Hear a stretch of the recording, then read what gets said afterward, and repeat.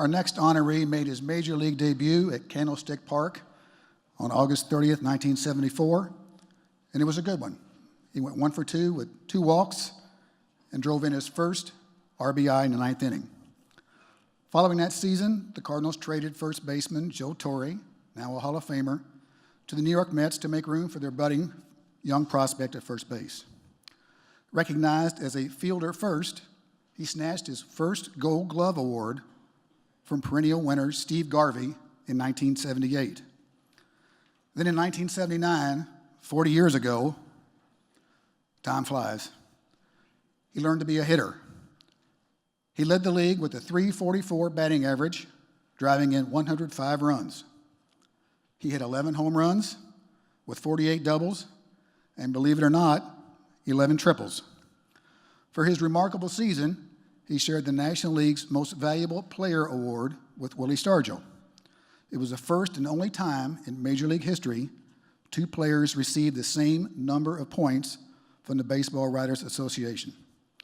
From that season, he became a perennial .300 hitter and one of the top stars in the National League.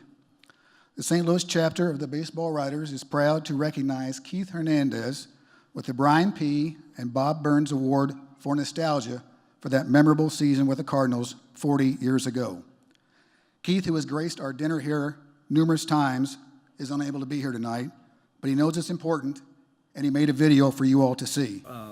I would like to say how very disappointed I am that I cannot be here in attendance to accept this wonderful honor and remembrance of my 1979 season with the St. Louis Cardinals.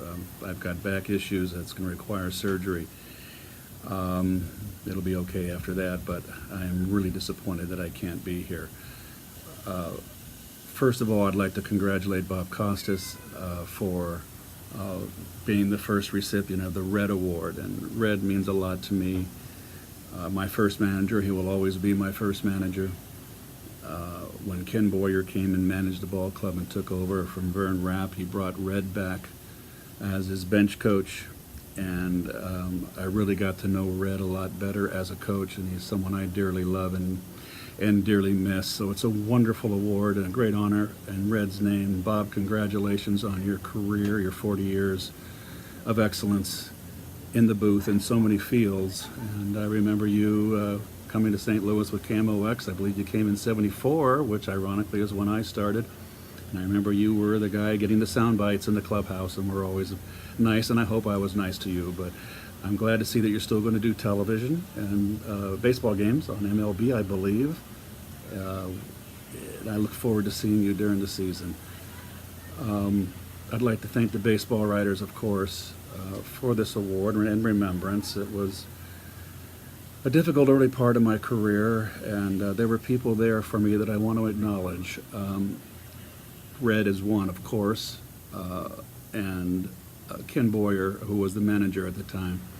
I hit .230 in April that year, and I had a good year in '77 and a bad year in '78, so it wasn't, people were kind of wondering if I was going to make it, and myself too, frankly.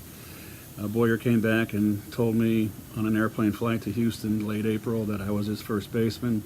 I was going to play every day, and that just took the load off my mind, and I went 4 for 4 the next day in Houston, and I was on my way. Kenny managed me 2 years in Houston. He had faith in me, and he was my guardian angel. He was there at the right time for me, as well as I want to acknowledge Lou Brock, who took me under his wing. We all know that. Lou was such a wonderful man to me, a second father. I don't know if I would have made it without Lou. And also Bob Kennedy Sr., who at the time was the farm director of the St. Louis Cardinals, and he shepherded me through the minor leagues and was critical for my development, and he never lost faith in my talents and abilities. Joe Ducky Mevick is another, who was the minor league hitting instructor at the time. He never lost faith in me. But most importantly, I think the St. Louis fans, you fans out there, never lost faith. I had a terrible '75, traded Joe Torre. I was the heir apparent. I got sent down.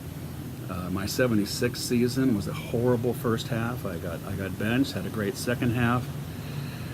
It was a nip and tuck there. I didn't think I'd make it. But lo and behold, I had a season in '79 that I never dreamed I would have as a kid growing up. Being a most valuable player, a batting champion, those are just things you dream of. It was a lot of hard work and a lot of disappointment and tears, but I never quit. And you guys never lost faith in me and made it easier for me to push through this. But the people I just mentioned were so critical to my career, and I have a lot to be thankful for. And of course, my mother and father, who were critical, and my brother Gary. So, in closing, Rick Hummel, dear friend, Rick, thank you so much for this award and the baseball writers. It means a lot to me. It's 40 years, can you believe it? My goodness, we're getting old, but here we are. Life goes on. So anyway, I look forward to coming to St. Louis when the Mets come to town, and thank you so much for this honor. And again, I wish so much that I could be there.